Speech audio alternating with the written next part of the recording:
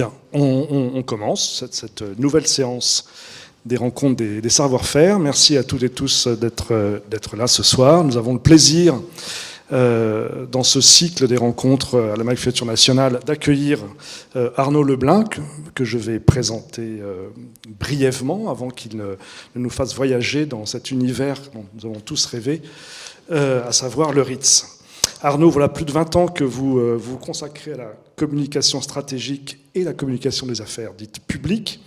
Vous avez construit votre carrière dans la gestion de la réputation, les relations institutionnelles et l'accompagnement des transformations d'entreprises, notamment dans le secteur du luxe. Vous êtes diplômé de Neoma Business School et titulaire d'un Executive MBA HEC Paris. Vous débutez votre carrière de communication institutionnelle au sein du ministère français de la Justice, puis vous évoluez au sein d'entreprises internationales d'origine française telles que le groupe Accor, Lacoste ou le groupe Coty, avec les nombreuses marques que l'on connaît.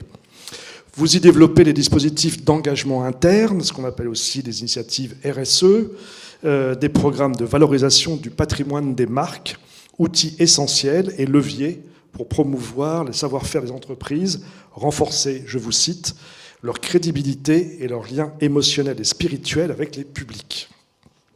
Depuis 2022, vous êtes chargé de perpétuer, protéger et étendre la réputation d'un nom légendaire du luxe, et je pense que nous le savons tous ici, c'est inscrit derrière moi, le RITS, dont vous êtes le directeur des affaires institutionnelles.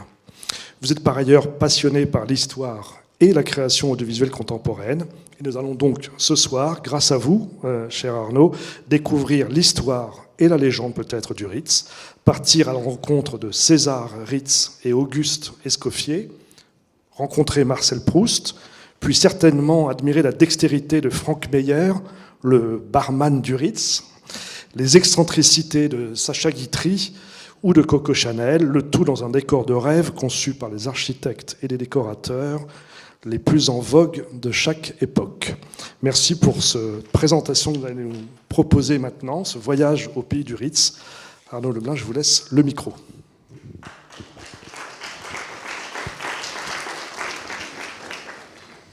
Merci beaucoup Pierre pour ces gentils mots. Donc, bonsoir à tous, bonsoir à toutes. Donc, je suis Arnaud Leblanc et je vais essayer de vous présenter ce qu'on appelle nous le patrimoine spirituel Ritz.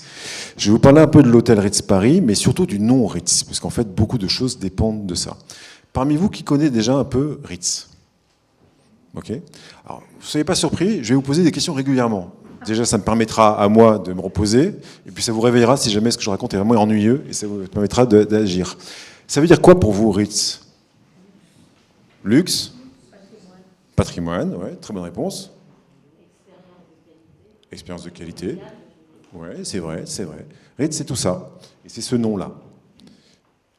Et d'abord, en fait, l'histoire Ritz commence à cet endroit, Place Vendôme, créé en 1898, donc il y a 128 ans maintenant, par César et son épouse Marie-Louise Ritz. Et ce que je vous propose aujourd'hui, c'est de rentrer dans le Ritz. Alors, sachant que le Ritz, c'est un endroit ouvert, hein, donc vous pouvez vous-même y aller, vous pouvez aller prendre un verre, prendre un café, déguster une madeleine, n'hésitez pas.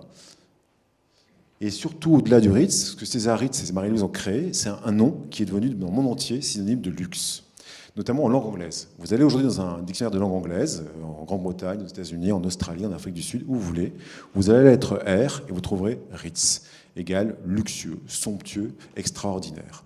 Et d'ailleurs, si vous regardez des séries télé ou des films américains, par exemple, vous verrez que régulièrement, les personnages rentrent dans un endroit qui n'est pas très très beau et disent « c'est pas le Ritz ici ».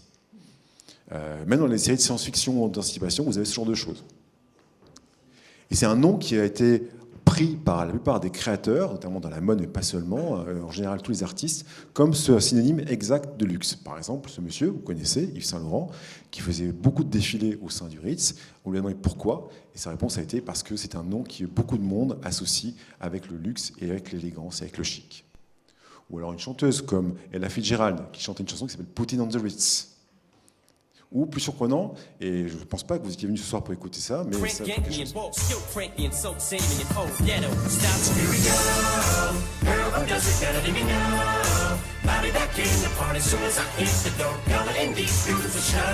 Les paroles.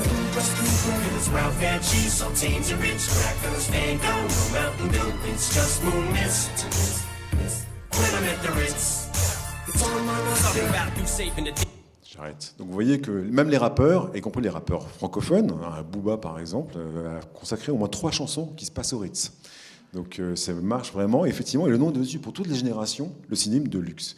Et vous voyez les liens avec la musique, que ce soit Elton John, Patrick Bruel, Eric Satie, Serge Gainsbourg, Maria Callas, Céline Dion, tous ont été des clients du Ritz ou ont organisé des événements, voire tourné des clips vidéo au sein du Ritz. C'est également le cas, un lien avec la littérature. Je crois que tout à l'heure, j'entendais parler du Barman du Ritz. Vous l'avez lu, ça a été le roman qui s'est le plus vendu en France, je crois, en 2024, qui raconte l'histoire vraie, on va en parler, d'un vrai barman du Ritz qui a travaillé au Ritz Paris pendant de 1921 à 1951. Mais vous voyez que dans la littérature également, c'est probablement l'hôtel et le nom le plus cité dans la littérature mondiale. Que ce soit Les hommes préfèrent les blondes, ou alors Barbara Cartland et ses romans à l'eau de rose avec Amour au Ritz, ou Idylle au Ritz, ou Amélie Nothomb dans Pétronille. Ou alors, par exemple, Le diable s'est mis en Prada. Vous n'avez peut-être pas lu le roman, mais vous avez sûrement vu le film. La première moitié se passe à New York, la seconde moitié se passe à Paris, et bien sûr au Ritz. Ou alors James Bond, dans Mon voisin de Russie, passe 3 jours au Ritz. Il se bat même dans une suite du Ritz. Et encore plus surprenant, il y a même les X-Men, un épisode des X-Men, les super-héros de Marvel, un épisode entier se passe au Ritz. Vous voyez que le nom a imprégné complètement la culture populaire et qu'encore une fois, le Ritz Paris, l'hôtel, est l'hôtel le plus vu, entendu dans la musique, mais également lu dans la littérature. Globalement, on estime qu'il y a une centaine de romans, de nouvelles, de pièces de théâtre qui se passent dans le Ritz Paris. Ce qui est un avantage unique en termes de marque, en termes d'entreprise, mais c'est également une responsabilité pour maintenir ce lien entre la culture et notre nom. Et en fait, très très tôt, sans même vous en rendre compte, on vous dit que Ritz égale luxe. Et ça, vous le comprenez dès que vous avez 6-7 ans. Well, there it is. My own penthouse pad. It's not exactly the Ritz, but it's peaceful and quiet. Oh! Donc vous voyez que même les aristochats ont compris que Ritz égale luxe. Et tout ça, on le doit à 2 personnes. On le doit à ces 2 personnes, qui sont César, le fondateur, et son épouse Marie-Louise Ritz, qui connaissent bien l'hôtellerie. Avant de créer le Ritz en 1898, ils ont travaillé près de 30-40 ans chacun dans l'hôtellerie, avec différentes expériences. Mais le Ritz était important pour eux, parce que c'était le premier hôtel qu'ils possédaient. Ils n'étaient plus simplement salariés, ils étaient propriétaires, et également qui portaient leur nom. Avec un but, une ambition très simple, créer un hôtel qui serait le summum de l'élégance, qui réunirait tous les raffinements qu'un prince puisse souhaiter pour sa propre demeure. Et ça, c'est la plus vieille photo du Ritz dont on dispose, en 1898, sur la place Vendôme. Vous voyez la tenue des passants, des femmes ou des hommes. Il y a encore du sable même sur la place Vendôme. Et très vite, César, pour marquer la différence du Ritz avec d'autres hôtels ou d'autres lieux où les gens viennent en voyage, il décide de créer un logo, un blason en fait, qui s'inspire directement de son origine suisse. C'est l'arbre que vous voyez, c'est un pin suisse.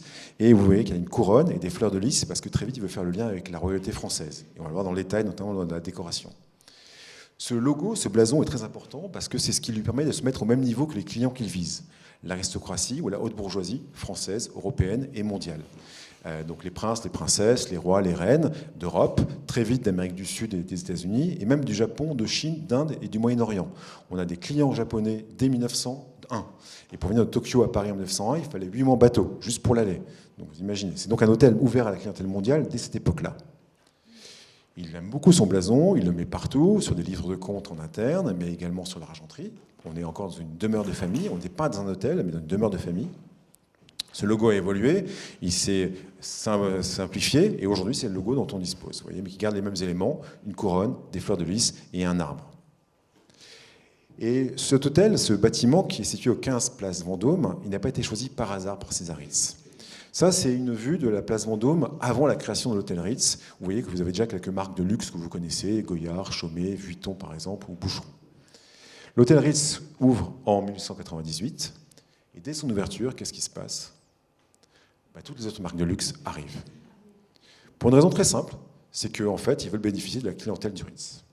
Aussi simple que ça. Et César Ritz le sait, donc il passe des accords commerciaux dont on a gardé la trace, on a gardé les courriers, les échanges de contrats, avec toutes les maisons de luxe qui existent déjà dans le quartier, qui est historiquement le quartier du luxe, parce que proche de la cour royale du Louvre, où venez donc se fournir les membres de la cour royale, et il passe des accords avec ces différentes maisons.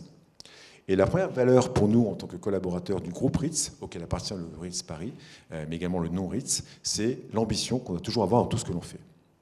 Mais surtout ce que je vais vous raconter aujourd'hui, ce soir, la présentation va durer 3-4 heures, donc j'espère que vous êtes prêts, que vous avez mangé et que vous avez un peu bu avant. Si vous me parlez d'une histoire d'innovation, tout est prévu, parfait. le Ritz, on a une image peut-être un peu traditionnelle, un lieu de luxe, un lieu où on reçoit, et c'est vrai, un lieu patrimonial, mais c'est surtout une histoire d'innovation. Et une innovation à plusieurs niveaux. Comprendre comment César Ritz, qui est né en Suisse, dans une petite bourgade du Valais qui s'appelle Niederwald, vous voyez, ça c'est le chalet où il est né, à gauche, comment il est passé de Niederwald, donc au beau milieu des Alpes suisses, à ce monde du luxe parisien. C'est un vrai voyage. Et pour comprendre ce qu'il a fait, on va passer quelques dates en revue. Lui, César, il commence sa carrière, pas dans l'hôtellerie, mais comme serveur, dans des restaurants de luxe de l'époque sous le Second Empire. Sa première expérience, c'est le café Voisin. Vous voyez, c'est marqué. Ce café n'existe plus. Aujourd'hui, c'est une boutique Dior qui est au croisement entre la rue Cambon et la rue Saint-Honoré. C'est en face d'une boutique Burberry, en diagonale, vous avez Chanel et l'église Sainte-Marie des Polonais. Donc on est à 300 mètres de l'hôtel Ritz, peut-être de la place Vendôme. Mais il comprend que c'est vraiment le cœur du luxe parisien depuis un millénaire. Donc il décide que son hôtel, le futur hôtel qui portera son nom, sera dans ce quartier. Il conduit sa carrière, il apprend son métier d'hôtelier et il franchit toutes les étapes. Il est maître d'hôtel, second directeur, vice-directeur et enfin directeur d'hôtel. Mais encore une fois, il travaille pour des hôtels qui ne le possèdent pas. Donc il doit effectivement continuer à travailler les salariés. Et pour lui, le Ritz, ce sera l'occasion de enfin être propriétaire, de faire ce qu'il veut. Et notamment de faire ce qu'il veut en termes d'innovation technologique. Pendant qu'il apprend son métier d'hôtelier, il est passionné par les technologies. Et le seul moyen à l'époque, puisqu'on n'a pas d'ordinateur, on n'a pas d'email, on n'a pas de plateforme digitale, de télévision, le seul moyen pour comprendre ce qui se passe dans le reste du monde en termes d'innovation technologique, c'est assister aux expositions universelles. Il va aller voir toutes à Paris. Comme il n'a pas forcément l'argent pour payer son billet, il travaille comme extra dans ces expositions universelles. À Paris, mais il va également en voir en Belgique, en Espagne, en Italie, en Grande-Bretagne, en Allemagne, partout. Et il voit notamment à deux occasions ce qu'à l'époque un petit ingénieur américain qui s'appelle Thomas Edison présente, le palais de l'électricité, où pour la première fois en Europe, on voit des ampoules électriques. Vous voyez, c'est l'espèce de deux boules qu'on voit au premier plan. Ce qui nous paraît tout à fait normal aujourd'hui, à cette époque-là, une ampoule électrique, c'est tout à fait nouveau. Et il voudra, lorsqu'il créera le Ritz Paris en 1998, que son hôtel soit le plus innovant technologiquement, avec notamment de l'électricité à tous les étages, ce qu'on n'avait jamais vu dans l'histoire de l'hôtellerie. Pour lui, le luxe, il est d'abord technologique. Et notamment, il crée des objets, des emblèmes qu'on possède toujours dans l'hôtel et qui sont dans toutes les suites, toutes les chambres, avec par exemple une lampe de chevet. Avant César Ritz, personne n'avait pensé à mettre en place une lampe de chevet dans les suites et dans les chambres d'un hôtel. C'est pas normal, mais aujourd'hui, à l'époque, ce n'était pas le cas. Également, cette clé électrique qu'il met en place, il existe toujours, qui permet d'un coup d'un seul d'éteindre et d'allumer la lumière, l'électricité en toute la chambre. Il met en place également, pour chaque suite, des téléphones, ce qu'on n'avait jamais vu.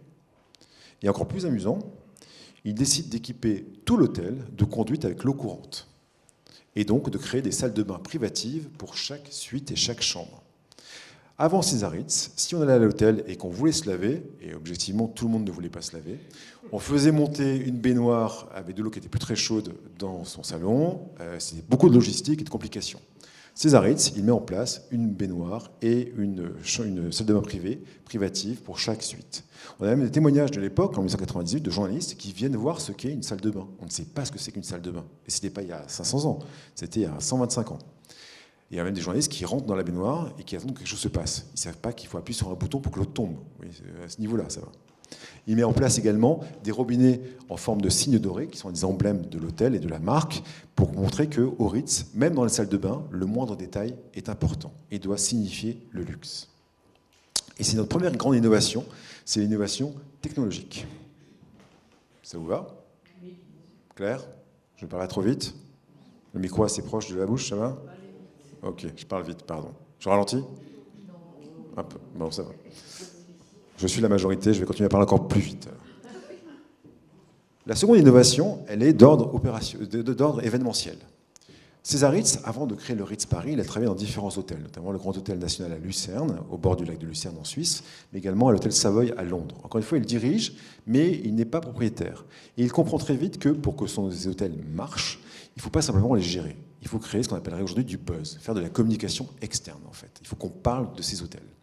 Donc, par exemple, dans le Grand Hôtel National de Lucerne, qui est à gauche, là, au bord du lac, lorsque deux familles françaises et polonaises lui demandent d'organiser un dîner de fiançailles, au lieu de faire bêtement un dîner dans le restaurant de l'hôtel, il met en place le blason de ces deux familles qui sont aristocratiques au bord du lac, il en fait sortir un immense feu d'artifice et il fait dîner les gens sur des bateaux autour du feu d'artifice. Et il fait appeler toute la presse européenne pour assister à l'événement. Encore une fois, il crée du buzz. L'autre grande fête qu'il organise et qui paraît absolument dingue aujourd'hui, elle a lieu au Savoy à droite. Et vous voyez, sur ces espèces d'embarcations. Et à votre avis, les gens sont dans quoi exactement, en fait? Un bateau, mais pas n'importe quel bateau. En fait, c'est une gondole vénitienne. En fait, Césaritz bloque la cour carrée qui est à l'entrée du Savoy à Londres, au milieu de Londres. Il a fait remplir d'eau de la Tamise, le fleuve qui passe à Londres, et il fait venir des vrais gondoliers de Venise, et il fait dîner les invités sur des gondoles qui flottent au milieu de Londres. Donc vous voyez le niveau d'extravagance jusqu'où on peut aller pour montrer que Ritz égale luxe. Et on sait ça notamment parce qu'on a deux témoins, qui sont Zelda et Francis Scott Fitzgerald, les écrivains, qui vivent à peu près à l'année, en tout cas une grande partie de l'année, au Ritz. Pas forcément ils y dorment, mais en tout cas ils y sont pour les soirées, pour les événements. Et eux, ils savent ce que c'est l'extravagance. D'ailleurs, ils en ont fait leur motto. Notre seul salut, c'est l'extravagance.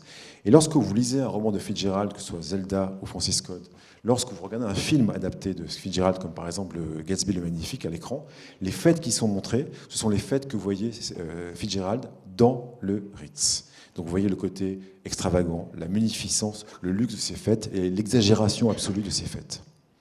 Et si vous mettez en parallèle aujourd'hui une fête au Ritz en 1904 avec une fête au Ritz, toujours, c'était un mariage d'ailleurs, en 2018, ben vous retrouvez les mêmes attitudes, la même joie d'être ensemble, la création de souvenirs absolument uniques parce que vous êtes au Ritz. Et ça, c'est une innovation absolument hyper importante pour notre maison. D'ailleurs, lorsqu'on a fêté notre 125e anniversaire il y a 2 ans, on a fait une grande fête au Ritz Paris où on a invité l'orchestre et les danseurs de l'opéra à venir danser et jouer au sein du Ritz Paris. Et on retrouve cet esprit Ritz de fête. C'est aussi pour ces fêtes que des personnalités très connues, comme Marcel Proust, on va y revenir dans un instant, Coco Chanel ou le roi Édouard VII d'Angleterre, viennent au Ritz pour justement assister et participer à ces fêtes extraordinaires. À tel point d'ailleurs que le roi Édouard VII, lorsqu'il venait au Ritz, finit par dire « là au Ritz va, je vais », parce qu'il sait qu'il va trouver des fêtes extraordinaires. Et surtout, en plus, que César Ritz va customiser, va personnaliser sa suite. Lorsqu'il rentrera dans sa chambre, il trouvera la musique qu'il aime bien écouter, la nourriture qu'il aime bien manger, les vins qu'il aime bien boire et les gens qu'il aime bien rencontrer. Donc c'est le début de la customisation aussi dans le monde du luxe. Et en termes de fête, il y a une femme que je voulais mettre en avant ce soir, qui est extrêmement importante pour nous, qui s'appelle la marquise Luisa Casati. Est-ce que vous la connaissez? On l'a un peu oubliée. Cette femme était géniale. Folle alliée, mais géniale. Les deux étant liés probablement, en fait. Elle avait un but dans la vie, c'était de faire de sa vie une œuvre d'art et que son nom soit sur toutes lèvres. Elle voulait être célèbre, une espèce d'influenceuse avant l'heure, si vous voulez. Elle vit au Ritz quasiment à l'année, entre 1919 et 1929. Elle a beaucoup d'argent, elle peut se le permettre, mais surtout, là, telle que vous la voyez, avec une tenue qui mélange à peu près tout ce qui est possible de porter, entre des plumes, des bijoux, de la soie, tout ce que vous imaginez. Elle sort du Ritz, elle va à une soirée déguisée sur le thème de l'espace, elle est déguisée en Voie lactée. Si, elle est déguisée en Voie lactée. En tout cas, c'est ce qu'elle pense. Mais pour moi, ce qui est le plus important, c'est qu'avant de sortir du Ritz, elle a fait appel à toute la presse parisienne pour qu'on la voie sortir habillée comme ça. Donc quand vous pensez aux célébrités qui vont sur le tapis rouge aujourd'hui, au Met Gala ou au Festival de Cannes, c'est formidable, hein, mais rien de nouveau. Il y a 100 ans, Luisa Casati faisait exactement la même chose. Et cette femme est importante pour nous parce que comme elle va être célèbre, elle fait venir en permanence des artistes dans le Ritz pour faire son portrait. Par exemple, au milieu, vous voyez, elle va à une autre soirée déguisée. Elle est déguisée en fontaine. Oui, bien sûr. C'est Luisa Casati, mais c'est une robe de Poiret, donc l'illustre créateur de mode des années 20-30. Et elle se déguise en fontaine du Ritz. Ou alors, lorsqu'elle doit faire un portrait officiel, elle fait appel à Man Ray, le grand photographe surréaliste. C'est d'ailleurs probablement la première photo surréaliste qui ait jamais été faite. Elle a été faite dans la suite qu'occupait la marquise Casati au Ritz.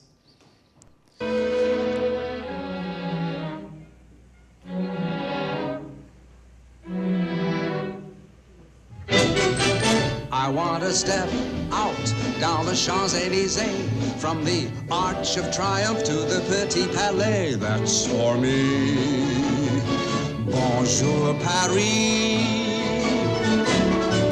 I want to wander through the Saint-Honoré, do some window shopping in the Rue de la Paix. That's for me.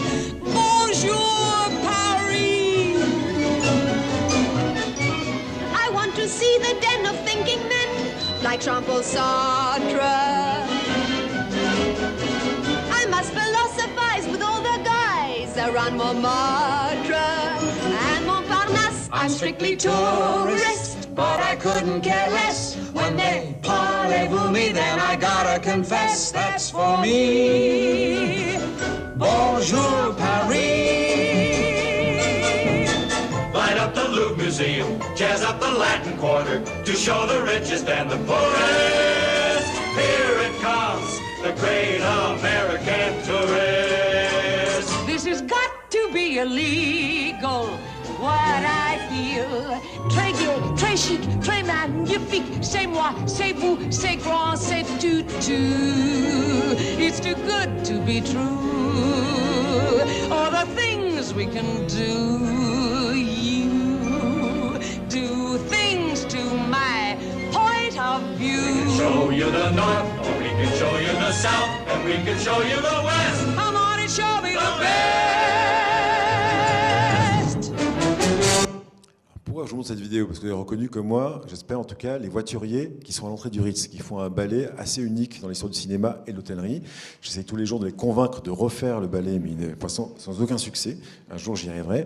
Cela étant dit, ce qui est important, c'est qu'après les Marquis Casati, les artistes donc, ont pris l'habitude de venir au Ritz. Et notamment les artistes américains, qui font finalement du Ritz une des destinations principales lorsqu'ils viennent à Paris. On voit cette comédie musicale qui date de 57 et qui s'appelle Funny Face, donc drôle de frimousse en français, avec Audrey Hepburn, qui va tourner 3 films au Ritz, d'ailleurs au passage, notamment celui-ci, L'amour l'après-midi, qui s'appelle Ariane en français, je crois, où elle escalade carrément la façade du Ritz, ce qui serait sûrement interdit aujourd'hui. Mais en fait, les scénaristes américains, et en général les touristes américains, lorsqu'ils viennent à Paris, ils vont voir Montmartre, la Tour Eiffel, le Louvre, l'Arc de Triomphe et le Ritz. Ça fait partie, c'est plus un hôtel, c'est une destination touristique en soi. Donc le lien avec le cinéma, et c'est sûrement d'ailleurs l'hôtel le plus vu au cinéma, dans le cinéma occidental, le lien avec la mode. La plupart des grands couturiers de la mode ont démarré au Ritz, que ce soit Elsa Schiaparelli, qui présente en 1927 sa première collection de pulls dans le restaurant du Ritz, Christian Dior, qui donnait le nom Ritz à systématiquement un vêtement, une tenue de ses collections, tous les 6 mois, ou Gianni Versace, qui insistait pour ne défiler qu'au Ritz. Et le grand lien, évidemment, avec la mode pour Ritz, c'est Gabrielle Chanel, qui disait tout simplement « Le Ritz est ma maison ». D'ailleurs, on a toujours en sa mémoire une suite qui porte son nom et qui est typique des codes de la maison Chanel, pour ceux qui la connaissent. Blanc, beige, rouge, noir, des lignes très art déco, très géométriques. On organise régulièrement des défilés Chanel au sein de l'hôtel. Par exemple, celui-ci, c'était en 2017, et qui a lieu dans le restaurant du Ritz, tout bêtement, aussi simple que ça. Ce lien avec la mode continue, par exemple, avec ces super mannequins des années 90 qui font une fête dans une baignoire du Ritz. Et vous devez reconnaître les robinets, ce qui nous permet, qui sont envoyés, vous avez tout à l'heure, dans les innovations. Et lorsque Vogue organise un grand défilé sur la place Vendôme, il y a 1 an et demi de cela, en fait, avec une assistance mondiale, pour des millions de gens qui regardent, ça se passe forcément au Ritz. How magnificent is this?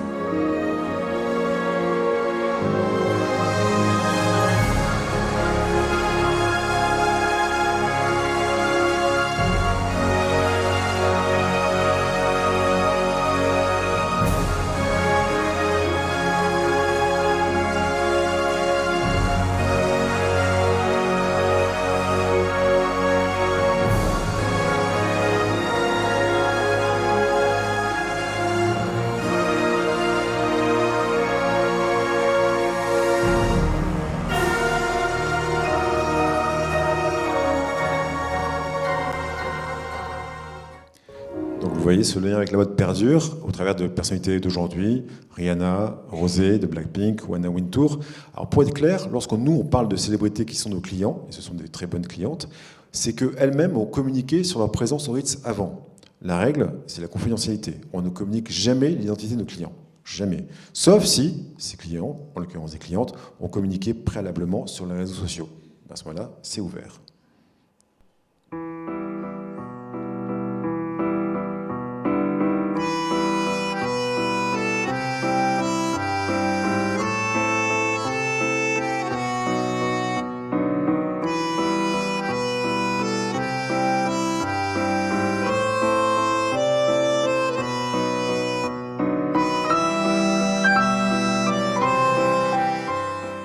ce lien avec la mode, nous aujourd'hui on le fait perdurer, encore une innovation, en créant notre propre marque de mode, Ritz Paris. Et vous voyez la dernière collection, on a la cinquième collection qui est distribuée dans plusieurs grands magasins en Europe, aux États-Unis et en Amérique du Sud, je crois, et qui nous montre que on peut étendre encore le champ de la marque, notamment dans la mode, du fait de cette légitimité de lien avec la mode. Et c'est à notre connaissance la seule marque hôtelière qui possède ce lien avec la mode aussi fort et qui a sa propre marque de mode maintenant. Donc vous voyez, la deuxième grande innovation pour nous, en termes d'entreprise, de marque, de nom, c'est l'innovation, mais dans l'événementiel et dans la création de l'utilisation de notre nom. Ça vous va? Pas trop de choses? Claire pour l'instant, on continue? Ouais, j'ai besoin de votre soutien, c'est pour ça. La troisième grande innovation, elle est dans le service et dans l'opérationnel. Et là, on va parler d'un monsieur important pour nous qui s'appelle Auguste Escoffier. Vous connaissez Auguste Escoffier? C'est le plus grand chef du XXe siècle qui a inventé la gastronomie de luxe moderne. Il a été le premier chef du Ritz et le meilleur ami de César Ritz. On parlerait peut-être aujourd'hui de bromance. Ils ont été amis pendant 30 ans. Ils ont passé des années à s'écrire jusqu'à la mort de César Ritz. Son lointain descendant aujourd'hui, c'est Eugénie Bézia, qui dirige le restaurant Espadon et qui a obtenu une étoile il y a 1 an. Donc on espère avoir d'autres une étoile très bientôt. Et César Ritz et Auguste Escoffier, ils veulent innover aussi dans la cuisine. D'abord sur les plats. Il faut créer des plats qui n'ont jamais été dégustés ailleurs avant. Par exemple du caviar.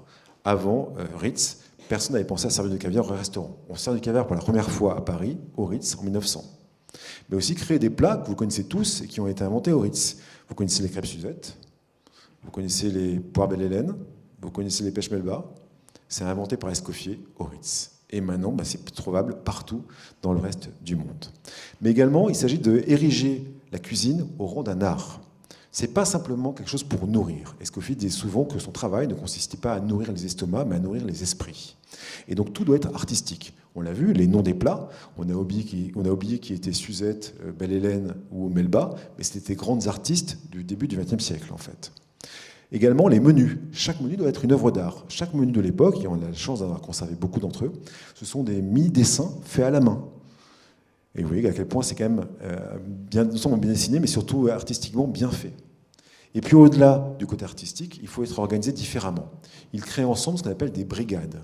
À partir de César Ritz et d'Auguste Escoffier, lorsque vous allez au restaurant, pour être plus efficace et pour que ça aille plus vite et que les plats soient servis chauds notamment, il y aura une brigade. C'est-à-dire qu'il y aura une brigade, une équipe de cuisiniers en charge des viandes, en charge des boissons, en charge des salades, des sauces, et qui permet finalement d'aller plus vite et encore une fois d'être plus efficace. Il faut aussi très vite montrer que le vin, l'énologie, c'est une science presque ou un art à part. D'où la création des caves du Ritz, qui sont à ce jour les caves à vin les plus vastes et exigeantes du monde. Et qui servent non seulement les hôtels Ritz, mais l'ensemble des restaurants qui veulent se targuer d'avoir un tampon Ritz sur leur cave. C'est également la création des bars du Ritz, dès 1900. Ce qu'on appelle à l'époque des bars américains. Ils n'ont objectivement rien d'américain, mais ça fait exotique à l'époque, c'est un peu lointain, donc ça attire les gens. C'est aussi simple que ça. En tout cas, ça fonctionne bien. Et notamment, il y a une personnalité célèbre, on en parlait tout à l'heure, qui est Franck Meyer, que vous avez juste à gauche, et qui est le barman historique. C'est lui dont le roman de Philippe Collin, qui a très bien marché, on en parlait, raconte les aventures, en tout cas l'histoire, pendant la Seconde Guerre mondiale. Et aujourd'hui, le bar du Ritz, c'est celui que vous avez sur la droite. Mais la vidéo ne fonctionne pas, donc c'est pas grave. Et qui est au sein du Ritz, et qui est un bar toujours dans le style Art déco années 30. Et un des grands clients du bar du Ritz, c'est Ernest Hemingway, l'écrivain américain. Je ne sais pas si vous avez lu des romans d'Ernest Hemingway. Alors, en France, c'est un peu différent, mais aux États-Unis, on est obligé de lire Ernest Hemingway à l'école. Ce sera un peu comme Le Grand Molne ou Molière en France. Tous les écoliers américains lisent Le Vieil homme et la mer, par exemple, d'Hemingway. Donc il est extrêmement célèbre auprès des touristes américains. Et lui-même était tel fan du Ritz qu'il finit par dire « Quand je rêve d'une vie après la mort, l'action se déroule toujours au Ritz Paris ». Donc vous voyez l'hommage qu'il a rendu. Et aujourd'hui, en sa mémoire, on a un bar spécifique qui s'appelle le bar Hemingway, où on retrouve des souvenirs en fait, de l'écrivain américain. Notamment, il adorait la pêche. Donc vous voyez, c'est une espèce d'espadon. On n'a tué aucun espadon pour ça, hein, rassurez-vous, il est en bois. Donc il n'est pas naturalisé. Et un élément important également dans le service, dans l'innovation opérationnelle dans le service, c'est justement le tact et la courtoisie infinie avec lesquels nos serveurs, nos collaborateurs doivent toujours être en contact avec le client, en gardant une bonne distance entre la cordialité, la proximité et en même temps le respect et la confidentialité. Et ça, c'est quelque chose sur lequel on travaille toujours aujourd'hui pour trouver ce bon équilibre. Et donc tous nos collaborateurs sont formés à cet équilibre extrêmement subtil. Et un grand amateur du Ritz en termes de gastronomie, c'est Marcel Proust. Il y a une légende urbaine, dont on aime bien penser qu'elle est vraie, mais on n'a aucune preuve objectivement, de dire que les derniers mots de Marcel Proust, c'était de réclamer une bière du Ritz. Je pense que c'est vrai. Je n'ai pas de preuve. En tout cas de cause, il passait beaucoup de temps au Ritz, et un journaliste lui demande en 1913, mais pourquoi vous passez autant de temps au Ritz? C'est quoi le Ritz pour vous? Et sa réponse, c'est le Ritz, c'est Paris. Et c'est quoi Paris? C'est le Ritz. Vous voyez le lien qui a été fort avec lui. Et en sa mémoire, on a aujourd'hui un salon qui s'appelle le Salon Proust, dans lequel vous pouvez déguster un thé à la française tous les après-midi. Tout le monde a lu Marcel Proust ici? Plusieurs fois. Ce n'est que 6000 pages. C'est pas énorme, ça va, c'est faisable. Et en tout cas, si vous lisez au moins les 3 premières pages, c'est là où vous aurez l'histoire de la Madeleine. L'histoire de la Madeleine, le narrateur qui de la recherche du temps perdu doit avoir 35-40 ans, il croque une Madeleine et ça lui fait remonter tous les souvenirs de son enfance lorsqu'il mangeait la même Madeleine faite par sa grand-mère. Donc c'est une expérience qu'on a tous vécue, cette espèce de mémoire involontaire en écoutant une musique, en sentant un parfum ou en rencontrant quelqu'un. Mais il est le premier à l'écrire. Et donc cette Madeleine, vous pouvez la déguster aujourd'hui au Ritz. Alors, si vous voyez le tableau de Marcel Proust, son portrait en rond au-dessus de la cheminée, il aimait bien s'asseoir juste dessous, en fait, à droite de la cheminée. Pourquoi? Parce que c'est là où il pouvait voir passer le mieux les clients du Ritz. Il appelait ensuite les serveurs pour demander qui sont ces gens, récupérer quelques ragots aussi sur ces gens, et s'en servir pour faire des personnages de son roman, en fait. Donc pour lui, c'était l'endroit idéal. Et il y passait des heures, des soirées, et beaucoup de nuits. Et cette histoire de Madeleine, nous, on l'a transformée aujourd'hui en créant la pâtisserie du Ritz. On a aujourd'hui 2 pâtisseries et plusieurs qui sont en construction, où on sert non seulement des madeleines de Proust, mais également toutes sortes de pâtisseries réalisées luxueusement, gastronomiquement par nos chefs, qui rappellent une enfance française. Vous retrouvez le petit écolier, vous retrouvez la barquette ou le mahorais, qui sont des pâtisseries typiques d'une enfance française. Et vous voyez, c'est notre 3e grande innovation, c'est l'innovation opérationnelle, notamment dans la gastronomie et dans l'art de servir. Ça vous va? Vous apprenez des choses? Ouais, c'est bien, je continue? Et maintenant, on va parler du décor. Parce que c'est également une innovation en termes mémoriels. Le Ritz s'est créé en 1898. On est sous la Troisième République. Il y a eu quelques débats importants entre sortir de la monarchie et rester dans la République. On a une période aussi où il y a l'affaire Dreyfus. Il y a pas mal d'agitation politique à ce moment-là. Et les Ritz font un choix assez important, assez audacieux. Ils décident que leur hôtel ne sera pas un hôtel, ce sera la demeure princière d'un roi de France, par exemple, ou d'une reine de France. Donc tous les codes décoratifs de l'intérieur du bâtiment doivent s'inspirer finalement de l'histoire de France, notamment de l'histoire des rois. C'est pour ça qu'ils font leurs recherches. Ils découvrent qu'à l'occasion de la création de la place Vendôme, qui s'appelait encore en 1680 par la place Louis le Grand, avant la colonne Vendôme, vous avez une statue équestre de Louis XIV, en fait, qui a été détruite à la Révolution, et ensuite seulement Napoléon fait construire une colonne avec sa statue au sommet. La place Vendôme est construite par l'architecte Ardon Lansart, et un monsieur qui s'appelait Louis Barbedor, dont le métier était intéressant, il était calligraphe du roi. Pour célébrer la création de la place Louis le Grand, future place Vendôme, il crée une calligraphie typique pour la place Vendôme, que vous avez à gauche. Et si on regarde bien cette calligraphie, c'est celle que les Ritz ont décidé d'utiliser pour leur propre calligraphie. Donc la calligraphie Ritz, la façon dont on écrit Ritz aujourd'hui, notamment sur les réseaux sociaux ou sur Internet, elle vient directement d'une calligraphie qui a été créée pour Louis XIV il y a 300 ans. Les Ritz s'installent au numéro 15 de la place Vendôme, pas par hasard, je vous l'ai dit, parce que c'est le cœur du luxe parisien, mais également parce qu'ils découvrent que Louis XV, enfant, était venu dans le bâtiment pour assister à des cours de catéchisme. Et aussi pour assister à des parades militaires. Parce qu'à cette époque-là, une partie des soldats du roi étaient stationnés sur la place Vendôme. Les soldats du roi, qui deviennent ensuite les soldats de la République, étaient habillés en bleu roi, couleur du roi bien sûr. D'ailleurs, il y a une légende, là aussi urbaine, à vérifier, qui dit qu'aujourd'hui, toutes les portes de la place Vendôme sont bleues en mémoire de ces soldats. Je ne garantis pas, mais c'est ce qu'on dit. Toujours est-il que quand vous rentrez au Ritz aujourd'hui, c'est la première image que vous avez une impression globale de bleu. On est d'accord? Ce bleu, sauf si vous êtes daltonien, pas daltonien ici? Non, très bien. Donc c'est le bleu, et ce bleu roi est devenu le bleu Ritz. Et c'est le premier emblème que nous avons, après la calligraphie, notre couleur institutionnelle, et qui vient directement de la couleur des rois de France.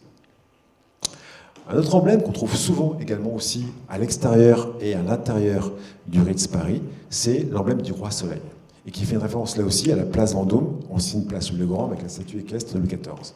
C'est l'emblème, vous savez, de Louis XIV. Vous savez pourquoi Louis XIV a pris le roi Soleil comme emblème? Pourquoi, à votre avis? Sachant que Louis XIV était un monsieur assez modeste, qui avait une très petite opinion de lui-même.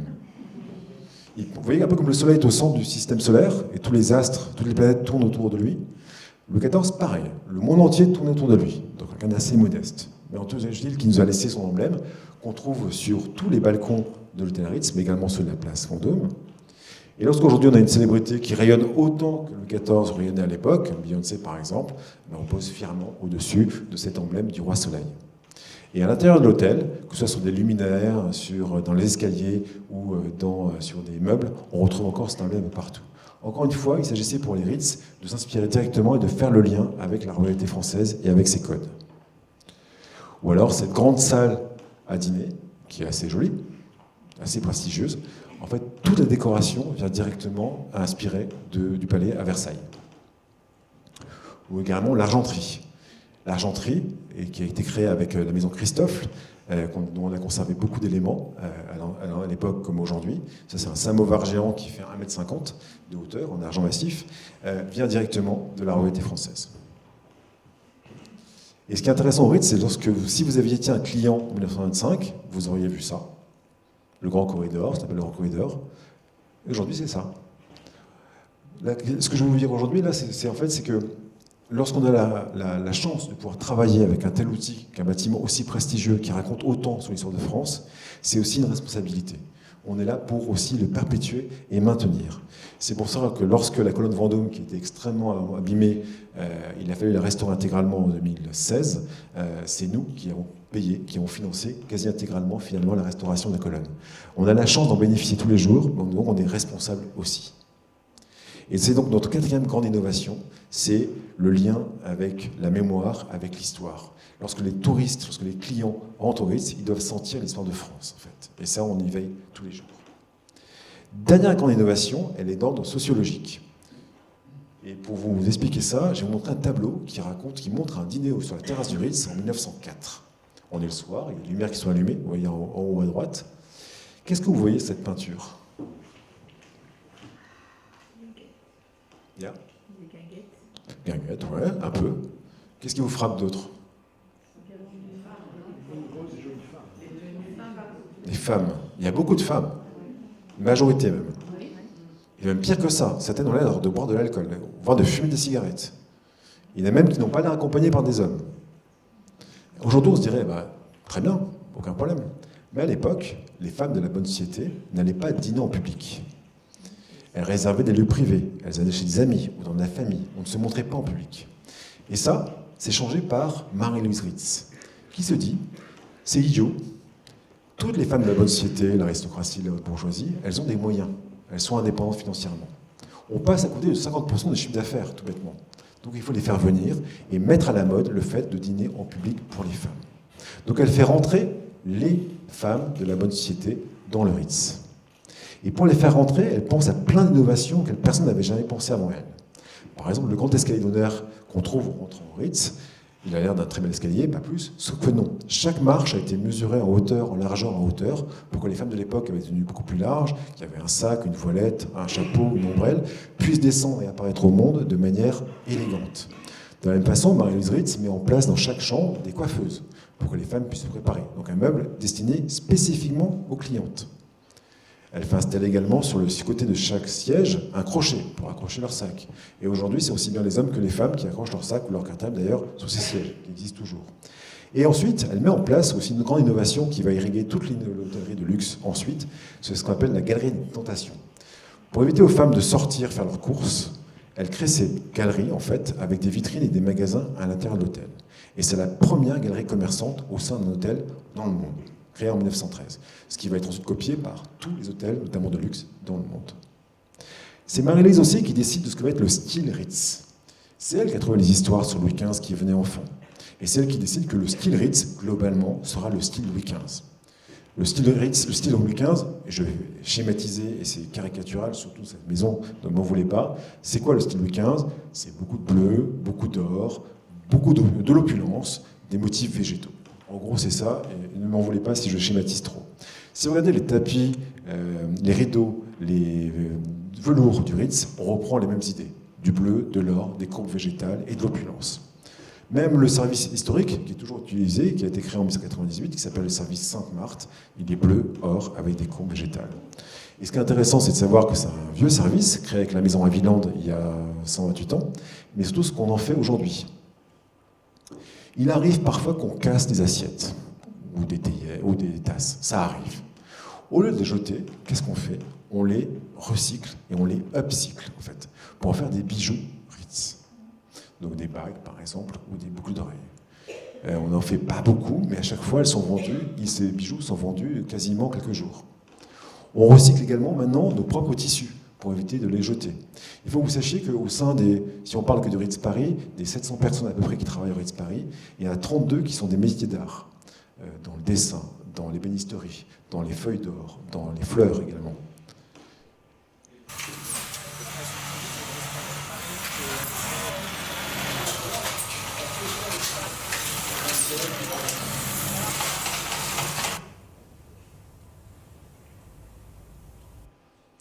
Au lieu de jeter nos tissus endommagés ou usés, on en fait des cabas et des sacs qui se vendent très très bien. Et donc tout ça, c'est dû à Marie-Louise Ritz qui décide de la décoration, avec style Louis XV, mais surtout elle veut faire un contraste avec le côté minéral et assez géométrique de la place Vendôme. Lorsqu'on rentre au Ritz, on doit avoir une idée différente. Ça doit être un jardin, un bestiaire. Donc il y a beaucoup d'animaux partout dans la décoration, à commencer par des lions. Pourquoi des lions? C'est l'animal royal, c'est le roi des animaux. Donc sur les façades, vous trouvez également beaucoup de lions. Le dessin de l'architecte Charles Mewes, créé en 1998, et le lion qu'on trouve aujourd'hui. D'ailleurs, dans tout l'hôtel, on trouve beaucoup de lions, un peu partout. C'est un peu comme le jeu Pokémon Go. Vous voyez, vous trouvez les animaux, en fait. Et là, vous pouvez chercher des lions la prochaine fois que vous venez au Ritz, et vous verrez qu'il y a des dizaines de lions un peu partout dans la décoration. On a également beaucoup d'ours. Et c'est devenu un de nos animaux emblèmes maintenant. Voilà, des oursons qui font d'ailleurs tous les métiers de l'hôtellerie, qui sont serveurs, qui sont grooms, qui sont femmes de chambre ou cuisiniers. On a également la chance d'avoir un très très beau jardin. Et au sein, et quand vous y êtes, vous n'entendez plus du tout le trafic parisien. Vous êtes vraiment dans un jardin privé, tel qu'un prince pourra en rêver. Au passage, d'ailleurs, on a passé récemment un partenariat avec le Muséum d'histoire naturelle de Paris pour tous les ans et analyser la présence des animaux dans le Ritz. Et on s'est rendu compte que 6 espèces d'oiseaux rares venaient nidifier au sein du Ritz. Et également des animaux plus exotiques, voire fantastiques. Par exemple, ces sphinges que vous avez en statue un peu partout dans l'hôtel. Alors les sphinges, ce sont des sphinx, mais au féminin. Et maintenant, on a fait quelques recherches récemment, on se demandait pourquoi est-ce que les Ritz voulaient mettre autant de sphinges partout dans l'hôtel. Parce qu'en fait, ils ont découvert que ces sphinges, elles représentent Madame de Pompadour. Vous connaissez la marquise de Pompadour, c'était la favorite royale de Louis XV, donc ça fait encore un lien avec Louis XV. Ils ont découvert qu'elle avait été enterrée sous la place Vendôme, à l'époque où il y avait le couvent des Capucines, qui était ouvert ensuite sur la rue de la Paix par Napoléon. Je m'appelle Anne, je travaille au Ritz Paris depuis 2015. Marie-Louise Ritz disait en parlant de décoration, « Je choisis les fleurs d'abord ». Depuis 125 ans, les fleuristes lui rendent ainsi hommage. Les fleurs sont un symbole de vie, de grâce et de joie. Elles insufflent l'émerveillement et l'enchantement.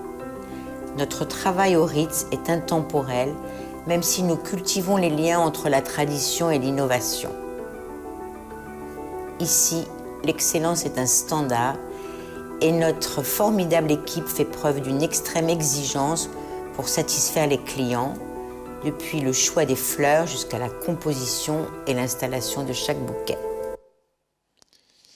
Avec cette dernière vidéo qui vous montre l'esprit Ritz au travers des fleurs et dans la décoration, ça se termine ici, c'est pour rappeler les 5 grandes innovations pour Ritz Paris, ce qui fait que le Ritz est devenu synonyme du mot luxe partout dans le monde. C'est la technologie, l'événementiel, l'opérationnel, le mémoriel et le sociologique. Et ce qu'on essaie tous les jours de continuer à poursuivre cet hommage que nous avons envers Marie-Louise Ritz, César Ritz et Auguste Escoffier. Voilà. Merci. Ça vous a plu? Vous avez des questions?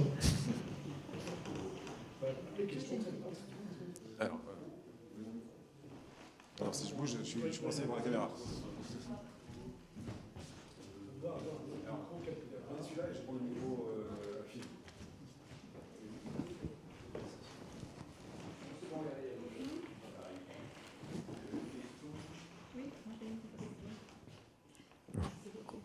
Merci pour votre intervention qui était très brillante, magnifique et très très belle. Une petite question sur l'histoire du Ritz et les liens avec l'histoire que le Ritz entretient. Il y a d'autres palaces, comme par exemple le Crillon, qui ont aussi des liens avec l'histoire. Donc comment on fait pour arriver à se différencier un petit peu d'un palace avec un autre, garder son patrimoine? Enfin, vous voyez ce que je veux dire au niveau de l'histoire et de la sociologie de ces palaces? C'est une très bonne question. Plusieurs réponses, dont certaines vont peut-être apparaître un peu arrogantes, donc pardon par avance. D'abord, pour être honnête, le Ritz n'est pas le premier palace parisien. C'est le Meurice. C'est le Meurice. Dès 1860, sous le Second Empire. Le Ritz, c'est à peu près le deuxième. Et le Crillon arrive un peu plus tard, ensuite, au début du XXe siècle. Vous avez raison. Et le Meurice et le Crillon, mais comme le Plaza Athénée, le Georges V, tous les palaces parisiens ont des liens avec l'histoire et cultivent ce lien avec l'histoire.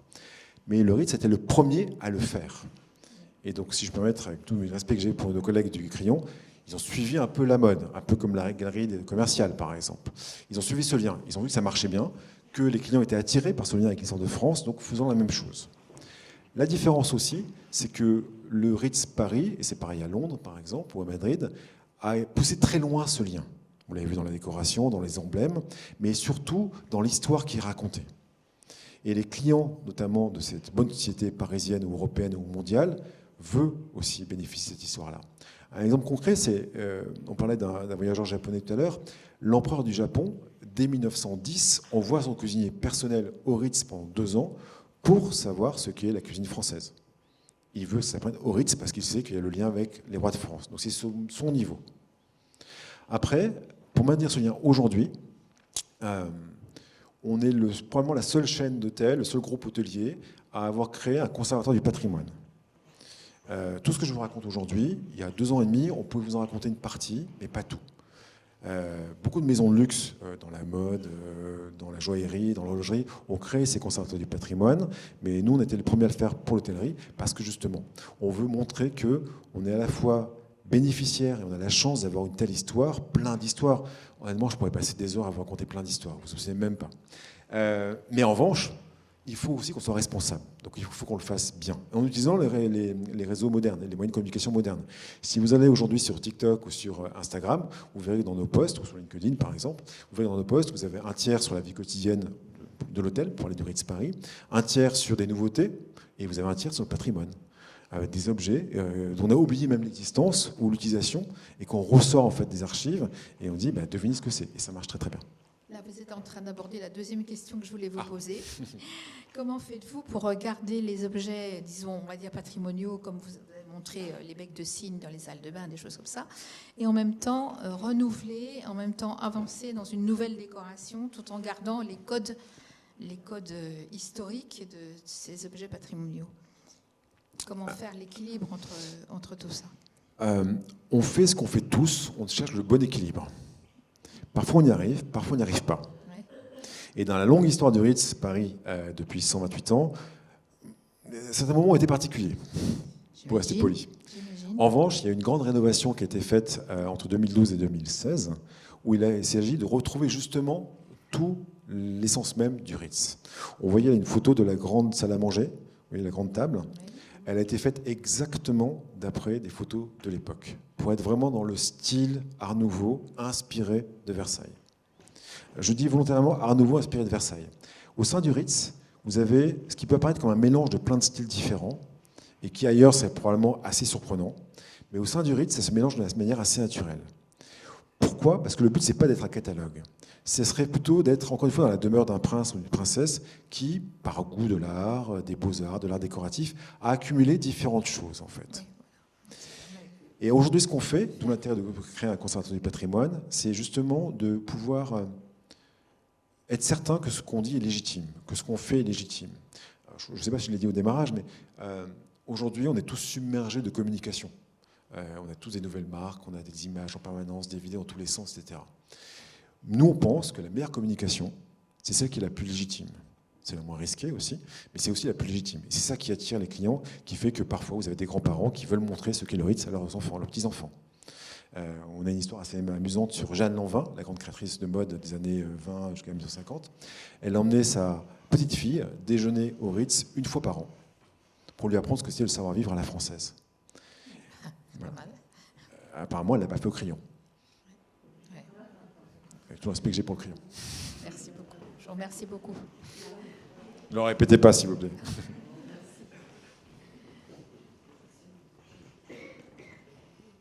Alors tout d'abord, je voulais remercier votre intervention. J'ai totalement été captivée par l'ensemble de votre discours. Merci beaucoup.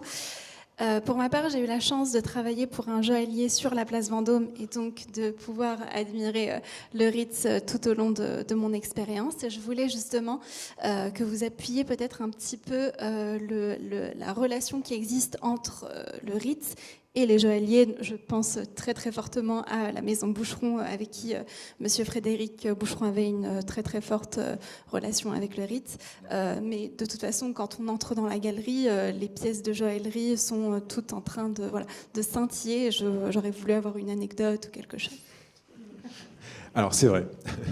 Je crois que vous étiez arrivé un peu à 2 minutes près, vous avez raté le début, les premières diapositives. Et en fait, je voulais montrer que lorsqu'il y a déjà des commerces, des marques de luxe qui sont installées place Vendôme en 1897, l'hôtel est créé en 1998, et juste après sa création, vous avez plein de marques qui arrivent pour bénéficier de la clientèle du Ritz. Notamment 2 marques importantes qui sont Cartier et Van Cleef. Vous connaissez Cartier, Van Cleef, ils sont historiquement installés place Vendôme, parce que le Ritz. Le lien va tellement loin que même si vous regardez bien la calligraphie Cartier, c'est la même calligraphie que la calligraphie Ritz. La couleur est différente, ils sont rouges en général, mais la calligraphie est la même. Et surtout, on a conservé des contrats, je le disais tout à l'heure, des contrats entre Ritz et ces maisons de joaillerie pour bénéficier de la même clientèle. Vous voulez une anecdote qui est assez marrante et qui est un peu, là aussi, extravagante, et qui concerne Van Cleef. On a un Maharaja et sa femme, la Maharani, donc d'Inde, qui s'appelait le Maharaja, je vais mal le prononcer sûrement, de Kapurthala, qui était un client régulier du Ritz dans les années 1930, et qui, par chance, avait pas mal de mines de diamants sur son territoire en Inde. Le plus simple pour lui, c'est d'arriver avec le minerai de diamants brut dans sa chambre au Ritz. Il traverse ensuite la place pour aller chez Van Cleef et transformer ça en parure. Et donc on a des photos où on le voit avec son épouse et quelques serviteurs aussi, domestiques, traverser en fait avec d'immenses sacs remplis de milliers de diamants pour probablement des millions d'euros pour aller faire ses bijoux en face chez Van Cleef. Et effectivement, depuis, on a toujours de très bonnes relations avec tous les joailliers place Vendôme. Vous travailliez pour qui à l'époque ? Boucheron. Avec Boucheron, bien sûr, il y a des relations historiques, avec Chaumet également, avec Mellario aussi. Le lien va même que plus loin, je crois que même Chaumet, dont la maison a été créée en 1812, si je ne me trompe pas, était installé au rez-de-chaussée du bâtiment qui allait devenir le Ritz ensuite, 50 ans plus tard. Donc il y a vraiment des liens très très proches, effectivement. Et régulièrement, ils viennent faire encore aujourd'hui des présentations de leur collection, parce que c'est le lieu idéal pour eux, effectivement. Ça répond à votre question ? Nico, quel est le lien entre le Ritz Paris et les autres Ritz ? C'est une déclinaison ? Est-ce que le savoir-faire et le savoir-vivre est exactement le même ? Ou alors il y a un Ritz à la française, un Ritz à l'anglaise, voilà, comment ça se passe ce lien entre les différents Ritz ? Alors le groupe Ritz pour lequel je travaille, historiquement, possédait tous les Ritz dans le monde. Sachant qu'historiquement, il y a 3 Ritz, Madrid, Paris, Londres. Alors, dans l'ordre de création, Paris, Londres, Madrid. Aujourd'hui, la Seconde Guerre mondiale est intervenue il y a quelques années, le groupe avait besoin d'argent, donc le Ritz Londres et le Ritz Madrid ont été revendus à des propriétaires différents. Mais cela dit, ce sont des cousins. Et on travaillera de temps en temps encore avec eux. Et surtout, le groupe pour lequel je travaille possède le nom Ritz. Donc tout ce qui porte le nom Ritz dans le monde nous est lié, d'une manière ou d'une autre. Vous connaissez peut-être les hôtels Ritz-Carlton, par exemple. Il y en a 162 dans le monde. C'est en fait une licence que le groupe pour lequel je travaille accorde à l'opérateur Marriott. Encore une fois, tout ce qui porte le nom Ritz nous est d'une manière ou d'une autre. Après, si vous voulez comparer physiquement le Ritz Paris, le Ritz Madrid et le Ritz Londres, qui ont été créés tous les 3 par César et Marie-Louise Ritz, Ils sont fondés sur la même fonction, la même organisation spatiale. Quand vous rentrez au Ritz Paris, ou à Londres, ou à Madrid, vous n'avez pas, comme dans tous les hôtels, ce qu'on appelle un front desk, un accueil. Il n'y a pas ça. L'idée, quand vous rentrez dans le Ritz Paris, c'est que vous ayez la liberté d'aller au restaurant, au bar, dans votre chambre, vous promenez, ce que vous voulez, mais vous n'êtes pas bloqué par un accueil. Tout ce qui est accueil administratif, c'est mis sur le côté et on ne le voit pas, sauf quand on y va. Et tous les autres hôtels sont fondés sur le même fonctionnement. Après, dans la décoration, Césaride, ça a été un peu subtil. Je vous ai raconté tout ce qu'il y avait comme lien avec la royauté française entre le Ritz Paris et notamment Louis XV. Si vous allez à Londres, vous verrez que c'est un peu plus axé Louis XVI. Si vous allez à Madrid, c'est un peu plus axé Louis XIV, parce que de Louis XIV descend la famille royale espagnole. Donc il y a des petites subtilités comme ça, des nuances, mais globalement, ils sont fondés sur le même fonctionnement.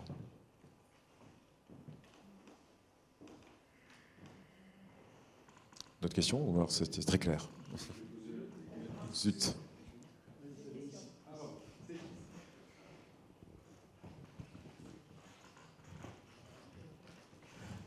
Bonsoir. Tout d'abord, merci pour votre présentation, c'était très intéressant. En fait, on a vu tout au long de la présentation que finalement le Ritz faisait écho à pas mal d'événements historiques avec du mobilier ancien, etc. Mais l'histoire étant un processus incrémental, dans le sens où notre période actuelle sera vouée à faire partie de l'histoire, est-ce que finalement le Ritz est encore en transformation? Est-ce c'est-à-dire les générations futures auront des témoignages de notre époque, ou est-ce que ça reste vraiment figé dans l'histoire? C'est une très bonne question. Alors, deux éléments de réponse à ça. D'abord, on a historiquement beaucoup de mobilier qui remonte parfois au XVIIIe siècle, au XIXe siècle, au XXe siècle.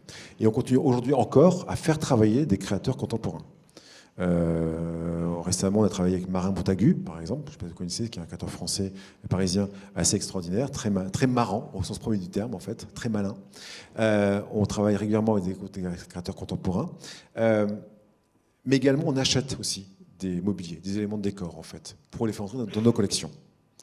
L'autre élément de réponse pour vous, ce serait l'innovation. Je vous ai montré toutes les innovations. Alors aujourd'hui, par exemple, l'innovation technologique, c'est plus compliqué. Si vous voulez dans un hôtel et qu'il n'y a pas de Wi-Fi, ça va mal se passer. Le Wi-Fi, c'est une base absolue à avoir, forcément. Donc l'innovation technologique, elle est moins facile à avancer et à faire des grandes révolutions. En revanche, on peut innover de manière différente. Il faudrait que je vous remonte ça, mais je vais essayer de revenir en arrière. Hop. J'espère que c'est pas trop loin.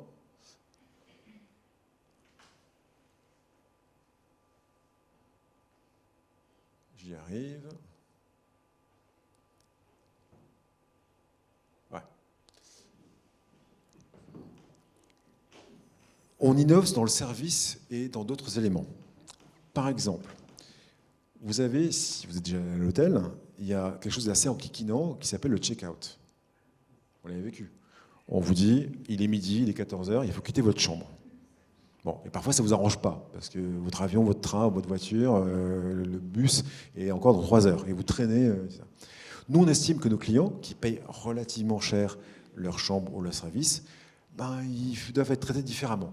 Donc on est en place, il y a quelques années, qui a été adopté ensuite par tout le monde du luxe, ce qu'on appelle le floating check-out, donc un check-out flottant, qui fait que vous partez à l'heure que vous voulez. Et c'est à nous de nous organiser derrière pour que ça se passe bien avec les clients suivants. C'est ce type d'innovation, dans le service. Autre innovation, dans la pâtisserie. Vous voyez un pain au chocolat, et vous connaissez le dilemme du pain au chocolat. C'est quoi le dilemme du pain au chocolat? Il y a deux problèmes. D'abord, il y a beaucoup de miettes. Il y a une barre de chocolat. Donc, je commence par le côté où il n'y a pas la barre de chocolat pour me garder le meilleur pour la fin, ou je commence directement par le meilleur? Nous, on a répondu à la question différemment. On a fait, alors je n'ai pas en photo là malheureusement, mais si vous allez voir sur Internet, vous allez à la pâtisserie du Ritz, vous verrez que notre pain au chocolat, il est en longueur. Et il y a une seule barre, très gourmande, pour toute la longueur. Et l'innovation, elle passe par là. Elle passe par plus de créativité dans la confection des mets, dans le service, et en général, tout le confort qu'on peut apporter, aussi bien physique qu'intellectuel, à nos clients. Ça répond à votre question? Merci. Merci.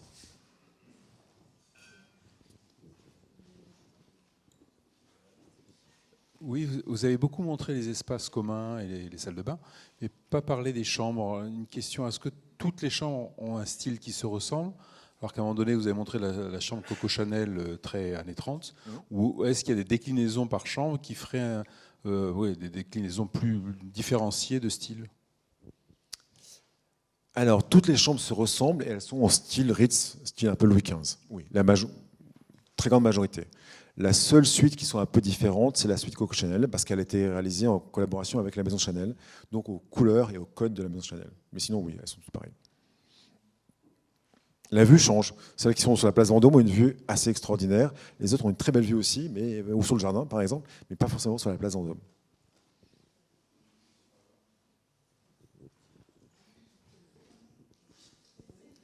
J'hésitais. Bonsoir, merci beaucoup pour votre intervention. Qu'est-ce qu'il est fait au niveau de la marque, à la fois en accueil des nouveaux employés, mais aussi au niveau du rayonnement de la marque en général? Vous voulez dire en marque employeur? Pas que la marque, au sens marque, marketing, l'histoire de la marque, le rayonnement de la marque, et comment on la fait vivre aussi. Alors, plusieurs réponses à ça. D'abord, en termes de marque employeur, ce que vous venez de voir là, à peu près, tout nouveau collaborateur du groupe Ritz y a droit. C'est même la première chose auquel un nouveau collaborateur qui rentre dans le groupe a droit. Du directeur général au stagiaire, 2 heures sur l'histoire et les valeurs du groupe. C'est automatique. Pour qu'on ait la même histoire, les mêmes valeurs, et en plus que lorsque les clients leur posent la question, ils puissent en parler aussi. Et les clients sont extrêmement intéressés par ce genre d'anecdotes. Il y avait une question, je crois, de votre part sur qu'est-ce qui nous différencie. C'est qu'on soit capable de pouvoir parler de notre histoire. En termes de marque, vous l'avez vu, on a lancé des collections de mode. On travaille sur des tissus ou sur de la céramique, de la vaisselle recyclée. Mais on a, et on peut en parler maintenant parce qu'il y a eu déjà 2-3 articles sur le sujet, on a envie de recréer de nouveaux hôtels Ritz. Alors, on a travaillé sur la localisation. Est-ce que ça peut être à Tokyo, à Rome, à Buenos Aires, à Shanghai? J'en sais rien.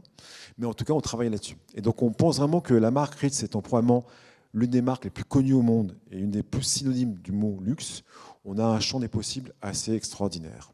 Donc là, je vous revois dans 3 ans et on fera un bilan à ce moment-là. Une dernière question, et après j'ai quelque chose, un petit bonus à vous montrer si vous voulez.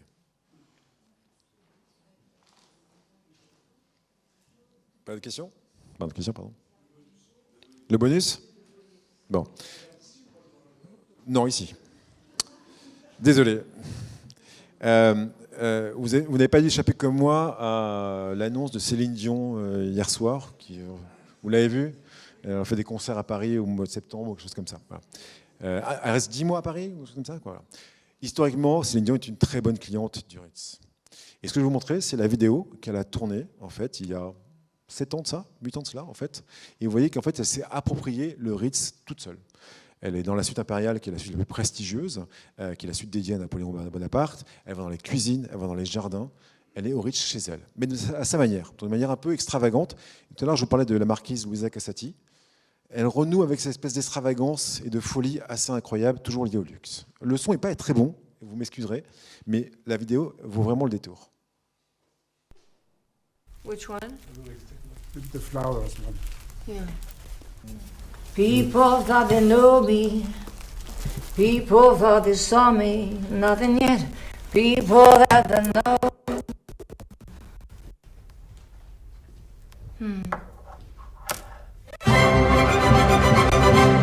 Bring me the big stuff. Bring me the big one.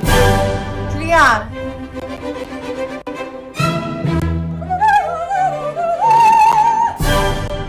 Dio. No. Dio. What's for? Couture. She's crazy like a fool.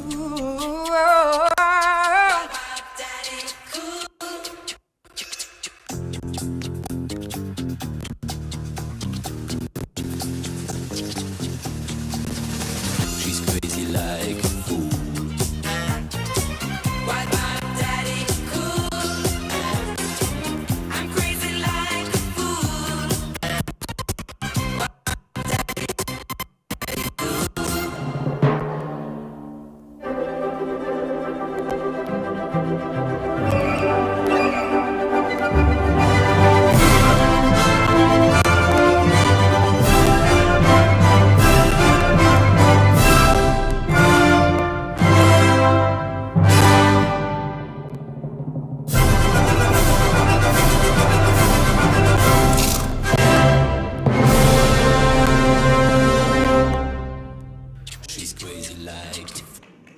Merci beaucoup.